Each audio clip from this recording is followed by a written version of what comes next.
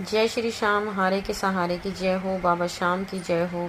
बाबा श्याम की कृपा सदैव अपने भक्तों पर ऐसी ही बनी रहे। दोस्तों, जो भी हमारे वीडियोस को देख रहा है, सबसे पहले हमारे चैनल को सब्सक्राइब कर बेल आइकन को ज़रूर प्रेस कर दे, क्योंकि हम लेकर आते हैं बाबा श्याम से जुड़ी जानकारी, बाबा श्याम के सत्य चमत्कार, बाबा श्याम के अनुभव जो आप सभी लोगों के साथ हम शेयर करते हैं। और आप भी ज़्यादा से ज़्यादा हमारे वीडियोस को शेयर करें, ताकि और भी लोग ज़्यादा से ज़्यादा बाबा श्याम से जुड़ सकें, बाबा श्याम का आशीर्वाद पा सकें, बाबा श्याम उनके भी दुख संकट ख़त्म करें। साथ ही साथ हमारे वीडियोस को लाइक करें, कमेंट बॉक्स में जय श्री श्याम लिखना बिल्कुल भी न भूलें। तो दोस्तों, आज की जो कहानी है ना, उस कहानी को सुनकर आप सभी के रोंगटे खड़े हो जाने वाले हैं। बाबा श्याम के प्रति आप सभी का विश्वास और भी ज़्यादा बढ़ जाएगा। तो चलिए, ज़्यादा देर ना करते हुए कहानी को आगे बढ़ाते हैं। कहानी आगे बढ़ाने से पहले सभी भक्तों को जय श्री श्याम। तो दोस्तों, आज की जो कहानी है वो दिल्ली के रहने वाले राकेश जी की कहानी है। राकेश जी की शादी को करीब 10 साल बीत चुके हैं और ये कहानी मैं आपको बता रही हूँ। ये बाबा श्याम से जुड़े थे 2017 में, और आज बाबा श्याम की इन पर बहुत ज़्यादा कृपा है। राकेश जी के 2 बच्चे हैं, दोनों ही बेटे हैं, और ये एक मिडिल क्लास फैमिली से बिलोंग करते हैं। राकेश जी की अपनी कॉस्मेटिक की दुकान है और बहुत ही अच्छे से इनका काम बढ़िया चल रहा था, सब कुछ अच्छा चल रहा था। अब हुआ क्या कि राकेश जी के अंदर सबसे बड़ी एक कमी है, जो कि होनी नहीं चाहिए किसी इंसान के अंदर। वो कमी है कि राकेश जी को एक नहीं 2-3 बहुत ही ज़्यादा गंदी लतें लगी हुई थी। सबसे पहली लत, राकेश जी को जुआ बहुत खेलते थे। राकेश जी ने जुआ खेल कर अपना घर का सर्वनाश कर दिया। साथ ही साथ जुआ खेलने के साथ साथ उनको सट्टे खेलने की भी लत थी, और उसके साथ साथ वे दारू का भी प्रयोग किया करते थे। राकेश जी बताते हैं कि 2017 में वो उनके पास सब कुछ था, बहुत अच्छा सारा काम बढ़िया चल रहा था, काम भी था और सब कुछ था। पर वो क्या करते थे, वो जाकर जुआ खेलने लग जाते थे। जो भी वो पैसा कमाते थे वो जाकर जुए में हरा दिया करते थे। इसी बात को लेकर उनके घर में रोज़ बहुत ज़्यादा लड़ाई झगड़ा क्लेश रहता था। राकेश जी की वाइफ उनको बहुत ज़्यादा मना किया करती थी कि आप इस काम को मत कीजिए, ये गलत काम है, आप इस चीज़ को छोड़ दीजिए। पर इस चीज़ को लेकर उनके घर में रोज़ लड़ाई झगड़ा। वो अपनी वाइफ के साथ ही बहुत ज़्यादा मार पिटाई करते थे।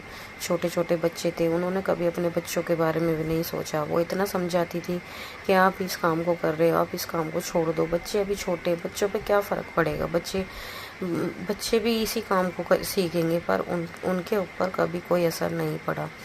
उनकी वाइफ इतना ज़्यादा परेशान रहने लगी, बहुत उनके घर में रोज़ इसी चीज़ को लेकर लड़ाई झगड़ा कलेश चलता रहा। पर राकेश जी अपनी हरकतों से बाज नहीं आए। हद तो जब हो गई, राकेश जी एक दिन में 1-1 लाख रुपए तक जुए में जाकर हाराने लगे थे। उन्होंने कभी ये भी नहीं सोचा कि मैं इतनी मेहनत से पैसा कमाता हूँ, मैं इस पैसे को अच्छी जगह इन्वेस्ट करूँ, अपने बच्चों के लिए कुछ करूँ। पर उन्होंने किसी की नहीं सुनी। उनकी वाइफ दिन रात उन्हें समझा कर परेशान हो गई, पर उन्होंने उनकी एक भी नहीं मानी। अब एक दिन ऐसा क्या हुआ कि राकेश जी का काम एकदम ठप हो गया। काम उनका ठप हो गया, सब कुछ उनका धीरे धीरे ख़राब होने लग गया, उनका काम बंद होने लग गया। और फिर वो जुआ तो वो कंटिन्यू खेलते रहे। जब उन्होंने देखा कि अब मेरे पास सारे पैसे ख़त्म हो गए, तो अब उन पे मुसीबतों का पहाड़ टूट पड़ा।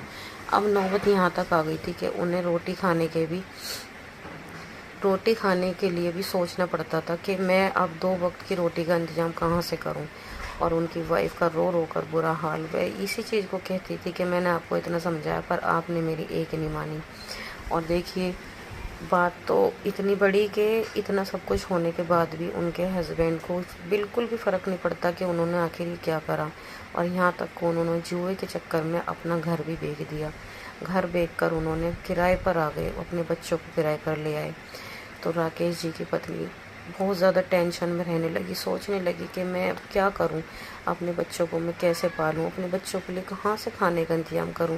क्योंकि राकेश जी तो कुछ काम नहीं करते, दारू पी के पड़े रहते। कुछ काम करते तो अपना दारू लाके और दारू पी कर पड़े रहते।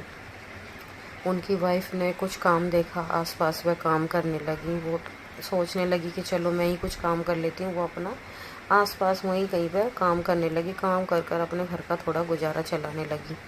अब होता क्या है, जहाँ पर वो काम करती हैं, अब ऐसे ही वह महिलाएं आपस में बातें करती हैं, तो राकेश जी की पत्नी भी अपना दुख उनके साथ बांटने लग जाती है। तो उनमें से ही एक महिला बाबा श्याम को बहुत ज़्यादा मानती है। तो उन्होंने बाबा श्याम के बारे में उसको बताया। उन्होंने जब उनका दुख देखा तो उन्होंने कहा कि बहन, तुम बिल्कुल भी चिंता मत करो, तुमने बहुत दुख देखे पर अब तुम्हें चिंता करने की ज़रूरत नहीं है। तुम बाबा श्याम को मानो, बाबा श्याम से विनती करो, बाबा श्याम हारे हुए का सहारा है, बाबा श्याम सबकी सुनते हैं, बाबा श्याम तुम्हारी भी सुनेंगे। तो सुनीता जी, उनकी वाइफ कहने लगी कि ठीक है, वो बाबा श्याम को जानती तो थी नहीं। तो उन्होंने कहा पर मैं बाबा श्याम को जानती नहीं हूँ, मैं उनकी पूजा कैसे करूँ। तो उन्होंने कहा तुम चिंता मत करो, मैं तुम्हें बाबा की एक तस्वीर ला के दूँगी। तो दूसरे दिन जब वो काम पर जाती हैं तो वो महिला उनको एक बाबा श्याम की छोटी सी तस्वीर ला कर देती हैं और कहती हैं ये हैं बाबा श्याम, तुम इनकी सच्चे दिल से पूजा करो, बाबा श्याम तुम्हारी ज़रूर सुनेंगे। तो वह उनसे बाबा श्याम की तस्वीर ले आती हैं और घर में लाकर बाबा श्याम की अच्छे से पूजा करती हैं, बाबा श्याम के आगे हाथ जोड़ती हैं, बाबा श्याम से विनती करती हैं और उन्हें अपना सारा दुख बताती हैं। बाबा श्याम से कहती हैं कि बाबा, मेरा सब कुछ ख़त्म हो गया, मेरे हस्बैंड ने सब कुछ अपने ही हाथों से ख़त्म कर दिया। बाबा, अब मैं इतनी परेशान हूँ, मैं हार चुकी हूँ बाबा, मुझे कुछ नहीं समझ आ रहा, मेरे छोटे छोटे बच्चे हैं बाबा, मेरी नैया पार लगाओ बाबा। तो उनकी ज़िंदगी में बाबा श्याम के आने के बाद करीब 1 ही महीना होता है, उनकी ज़िंदगी में एक और अच्छा मोड़ आ जाता है।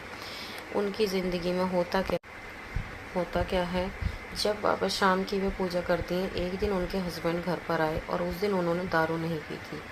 तो वे कहने लगी, आज तुमने दारू क्यों नहीं पी। तो वो बिल्कुल चुप, कुछ नहीं बोले और वो ज़ोर ज़ोर से रोने लगे। तो उनकी वाइफ कहने लगी, क्या हुआ, अब तुम क्यों रो रहे हो, आज क्या बात है, क्यों इतने परेशान हो। तो वे बहुत ज़्यादा रोने लगे, बहुत उन्हें पकड़कर कहने लगे, मुझे माफ़ कर दो, मैंने सब कुछ अपने हाथों से ख़त्म कर दिया, मेरा सब कुछ बर्बाद हो गया, मैंने कुछ नहीं सोचा, मैंने अपने बच्चों के बारे में नहीं सोचा, अब तुम मुझे माफ़ कर दो। तो फिर उनकी वाइफ ने कहा, तुम चिंता मत करो, अब हमारे घर में बाबा श्याम आ गए हैं, आपको अपनी गलती का एहसास हो गया है, तो यही सब कुछ है, बाबा श्याम की कृपा से सब कुछ अच्छा हो जाएगा। हम एक काम करते हैं, हम अपना काम फिर से शुरू करते हैं। तो उनके हस्बैंड कहने लगे, हम काम कहाँ से शुरू करेंगे, हमारे पास तो कुछ भी नहीं है। उन्होंने कहा कि हम किसी से उधार पैसा लेंगे और अपना काम फिर से शुरू करेंगे। तो उन्होंने किसी से 50,000 को उधार लिए ब्याज पर और उन्होंने अपना काम फिर से शुरू किया। अब बाबा श्याम की इतनी कृपा हुई कि जब उन्होंने अपना काम शुरू किया तो उनका काम बहुत ही अच्छे से फिर से चलना शुरू हो गया और उनके हस्बैंड ने अब दारू बिल्कुल छोड़ दी और उन्होंने वादा करा था कि अब मैं कभी आज के बाद जुआ खेलने नहीं जाऊंगा और उन्होंने जुआ खेलना भी पूरी तरह से छोड़ दिया। अब वो पूरी मेहनत से अपने काम पर ध्यान देने लगे और बाबा श्याम की वो भी पूजा करने लगे और बाबा श्याम को मानने लगे। उनके हस्बैंड अच्छे से पूरी मेहनत करने लगे, उधर उनकी वाइफ भी काम करती थी। बाबा श्याम की इतनी कृपा हुई कि उनका काम बहुत अच्छे से चलने लगा। कुछ सालों बाद उनका काम इतना अच्छा चलने लगा कि उन्होंने फिर से अपना घर खरीद लिया। आज बाबा श्याम की कृपा से आज वो फिर से अपने खुद के घर में और वो कहती हैं कि बाबा श्याम की लीला अपरंपार है, मेरे बाबा श्याम ने मुझे फिर से मेरे घर में बिठाया। क्योंकि उनके हस्बैंड की जो स्थिति थी, उनके हस्बैंड ने सब कुछ ख़त्म कर दिया। आज उनके हस्बैंड भी कहते हैं, आज हम जो कुछ भी हैं अपने बाबा की वजह से, हमारे बाबा हैं तो हम हैं। तो देखो दोस्तों, बाबा को जो भी सच्चे दिल से मानता है, बाबा उसकी ज़रूर सुनते हैं। आज उनकी ज़िंदगी में खुशियों की बहार है। उनका सब कुछ बिल्कुल ख़त्म हो चुका था, लेकिन सब कुछ में उनके बाबा ने फिर से उन्हें लौटाया। बाबा की कृपा से आज उनके पास फिर से सब कुछ है। उनका खुद का अपना मकान है, उनका काम बढ़िया चल रहा है, उनके बच्चे अच्छे स्कूल में पढ़ रहे हैं और वो बताती हैं कि बाबा श्याम पर विश्वास करने वाले की कभी हार नहीं होती। तो आज की ये सत्य घटना यहीं पर समाप्त होती है। कहानी कैसी लगी आपको कमेंट करके ज़रूर बताना। अगर आपको कहानी पसंद आई है तो हमारी वीडियो को लाइक करना, शेयर करना और हमारे चैनल को सब्सक्राइब कर बेल आइकन को प्रेस करना बिल्कुल भी मत भूलना। साथ ही साथ दोस्तों, मैं आप सभी लोगों से निवेदन करती हूँ कि बाबा श्याम को जो भी लोग मानते हैं, जो भी बाबा श्याम पर विश्वास करते हैं, वो अपना विश्वास बाबा पर बना कर रखें, अपनी उम्मीद को टूटने ना दें। बाबा श्याम एक ना एक दिन आपकी ज़रूर सुनेंगे। बाबा श्याम हारे के सहारे हैं, बाबा श्याम लख दातार हैं। जब बाबा श्याम देते हैं तो हमारी भी झोलियाँ छोटी पड़ जाती हैं। इसलिए बाबा श्याम पर पूर्ण विश्वास बना कर रखें। बाबा श्याम सबकी सुनते हैं, आपकी भी अवश्य सुनेंगे। तो कल फिर मिलते हैं एक और नई वीडियो के साथ। जब तक के लिए सभी भक्तों को जय श्री श्याम।